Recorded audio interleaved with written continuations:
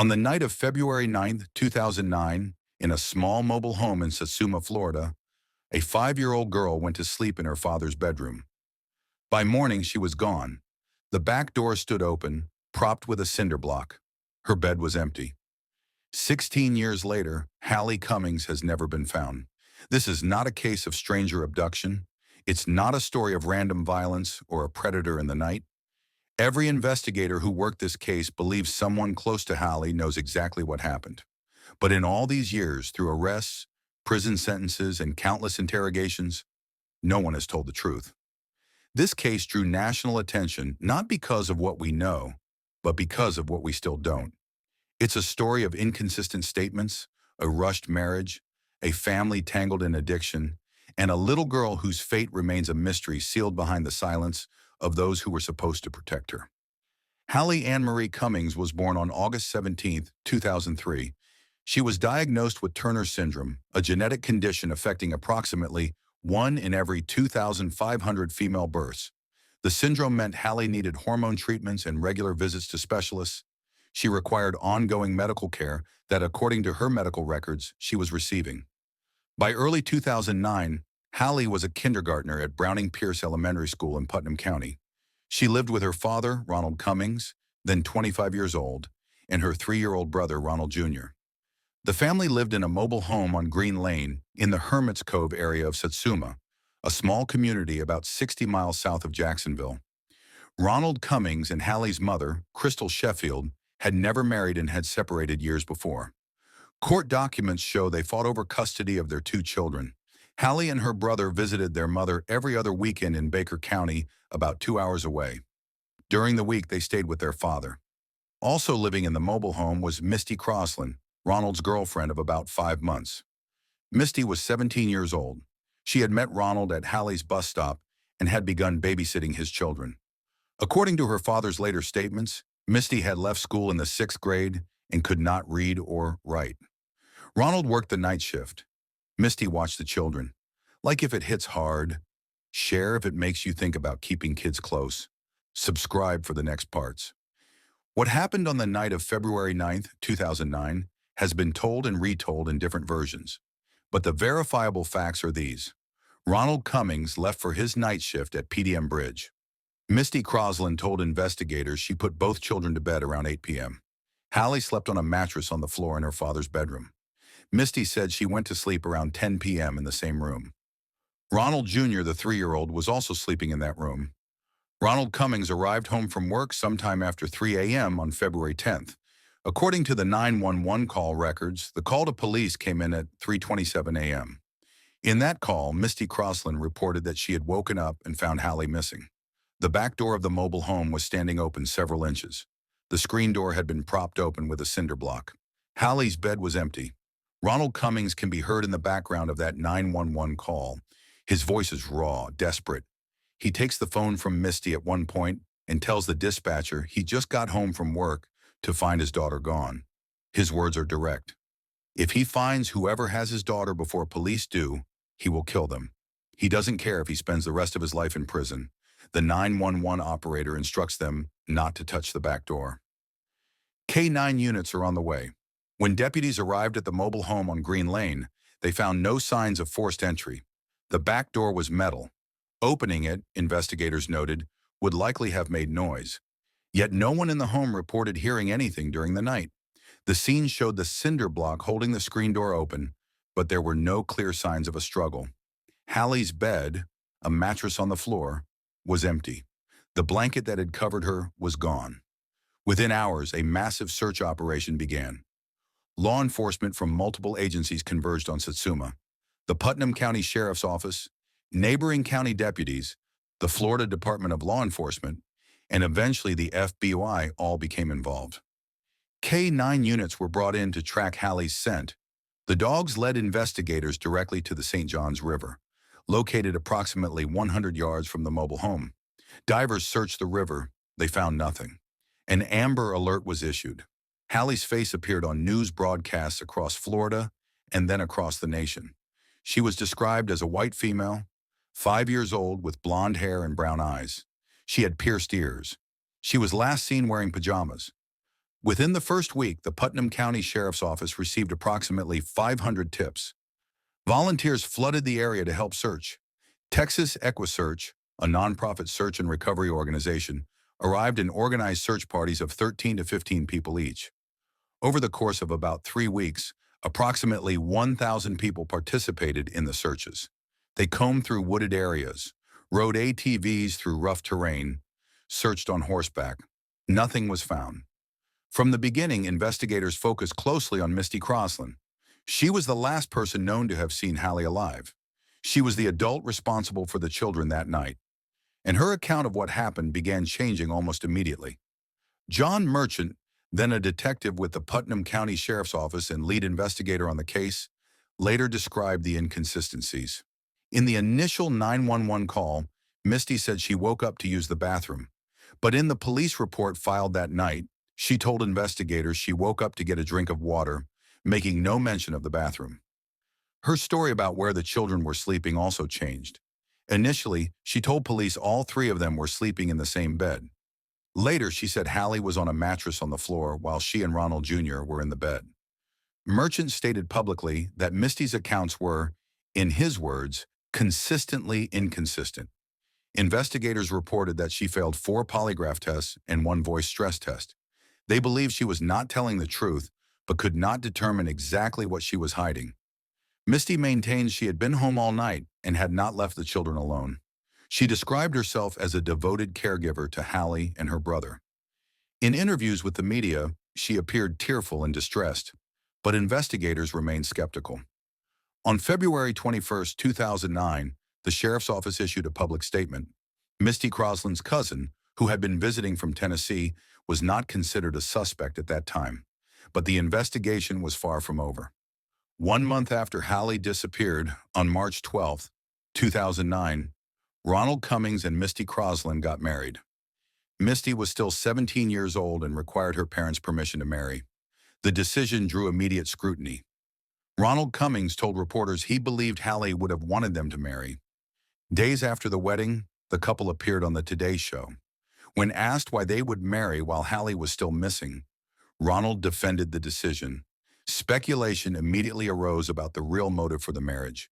Under Florida law, spousal privilege means a spouse cannot be compelled to testify against the other. Some observers believe the marriage was designed to prevent Misty from being forced to testify against Ronald, or vice versa. The marriage lasted 7 months. In October 2009, Ronald Cummings filed for divorce. He cited the stress of trying to find his daughter and the many contradictions Misty had given him about what happened that night. The divorce was finalized quickly. They had no property to divide and no children together.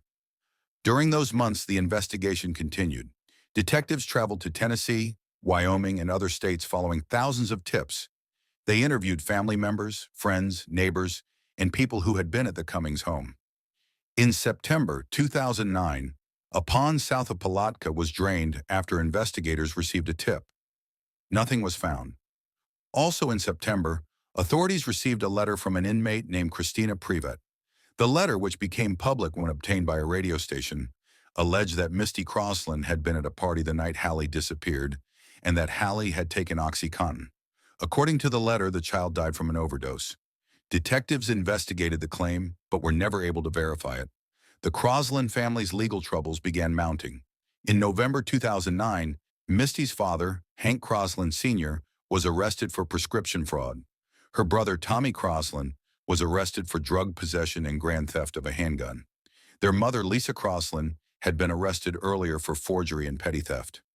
None of these arrests were directly related to HaLeigh's disappearance, but they revealed a pattern.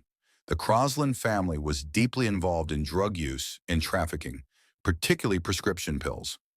Then, in January 2010, came the arrest that would change the case. After a month-long undercover investigation, 5 people were arrested and charged with drug trafficking. The operation involved more than 330 OxyContin and hydrocodone pills sold to undercover officers. Surveillance videos captured the transactions. Those arrested included Misty Croslin, Ronald Cummings, Misty's brother, Tommy Croslin, Ronald's cousin, Hope Sykes, and a woman named Donna Brock who had become friends with Misty during the search for HaLeigh. Investigators believed the drug charges might finally break the case. The theory was simple. Faced with lengthy prison sentences, someone would talk. Someone would trade information about HaLeigh for a reduced sentence. Misty Croslin, in particular, was facing severe penalties. If convicted on all counts, she could receive over 100 years in prison if sentences ran consecutively. On August 16, 2010, Misty Croslin pleaded no contest to 7 counts of trafficking in prescription drugs. At her sentencing hearing, her attorney, Robert Fields, made a statement to the court. He said Misty knew what happened to HaLeigh the night of February 10, 2009. According to Fields, Misty claimed she had been lying in bed when Joe Overstreet, her cousin from Tennessee, came to the mobile home with her brother Tommy. Fields stated Misty said Joe put HaLeigh in a black bag while HaLeigh screamed.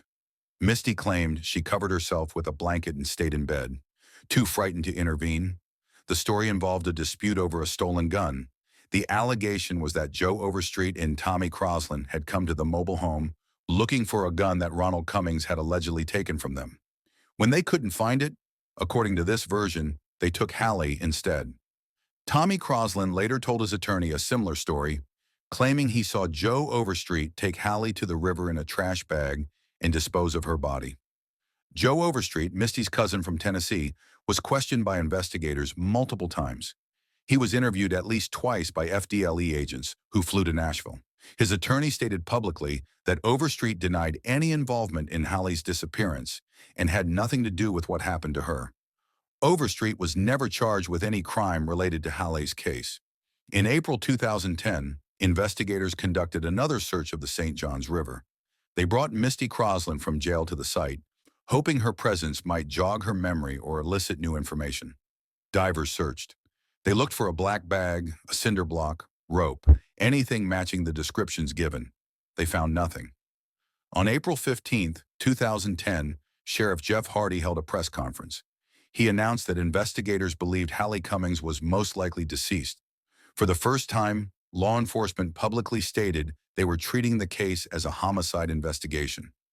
Sheriff Hardy said people were starting to cooperate and that it was just a matter of time before the case would be closed. He held up a photo of HaLeigh, the curly-haired blonde girl who was 5 years old when she vanished, and said they were trying to make an arrest and bring someone to justice. But the arrests never came. Not for HaLeigh's disappearance. The only arrests were for drugs.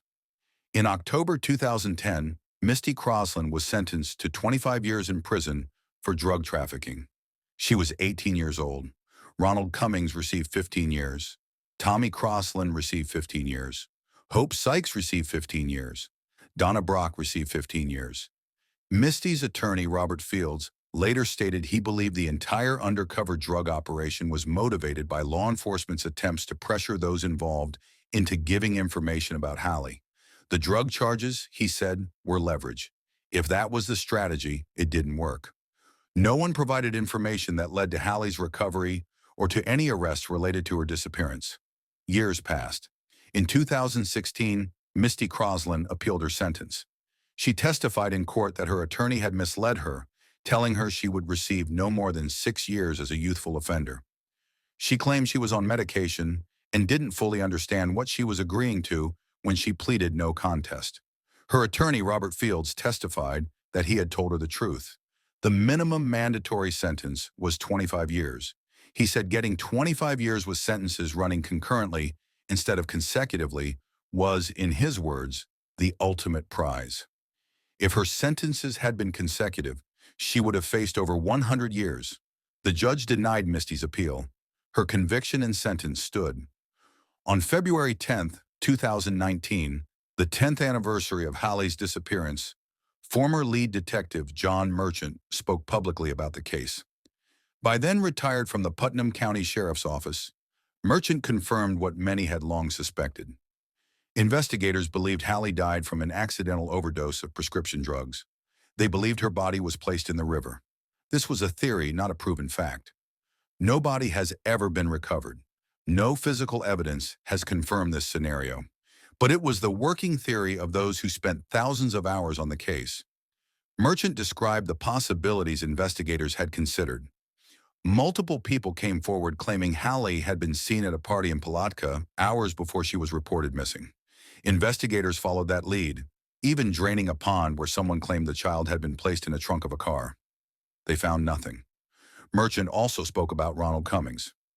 Ronald was a person with a checkered past, Merchant said. He lived fast, but he was a good father. Merchant stated there was no proof Ronald had anything to do with his daughter's disappearance. Video evidence confirmed Ronald was at work that night. Entrance and exit records from the plant, plus surveillance cameras on his route home, verified his whereabouts. Merchant stated he felt comfortable saying Ronald Cummings was probably not involved. But Misty Croslin, he said, was another matter entirely. We believe that Misty holds the key to telling us what happened to HaLeigh that night, Captain Dominic Piscitello, who worked the case, stated in 2016. Piscitello, who has since retired, said Misty had not always been honest. He described the investigation as believing HaLeigh was probably taken by someone she knew, though there was no hard evidence to support any specific theory. This is a place where a little girl went missing from, an innocent child that had no control over anything in her life, Piscitello said in a 2019 interview. She was merely a mechanism of her family, and she is potentially gone because of what her family was or wasn't. They didn't keep her safe. In October 2022, Ronald Cummings was released from prison. He had served just over 12 years of his 15-year sentence, qualifying for incentive gain time after completing 85% of his sentence under Florida law. 2 months later, on Christmas Day 2022, he was arrested again. Putnam County deputies found him passed out behind the wheel of a car that had crashed into a street sign. He was charged with resisting an officer with violence, battery on a law enforcement officer, and possession of drug trafficking quantities of oxycodone. His bond was set at $185,000. The Putnam County Sheriff issued a statement calling Ronald Cummings a menace to our community and expressing hope he would be returned to prison. As of early 2025, Ronald Cummings remains in the Putnam County Jail. Donna Brock was released from prison in October 2022. Tommy Croslin was released in March 2023. Misty Croslin remains incarcerated at Lowell Correctional Institution. Her scheduled release date is June 10, 2031. HaLeigh's mother, Crystal Sheffield, and her younger brother were last known to be living in Baker County. HaLeigh's great-grandmother, Annette Sykes, who raised Ronald Cummings, died in May 2023. In 2020, while battling stage 4 cancer, Sykes made a public plea for information about HaLeigh.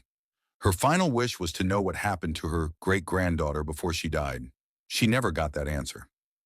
The National Center for Missing and Exploited Children has released multiple age progression photos of HaLeigh over the years.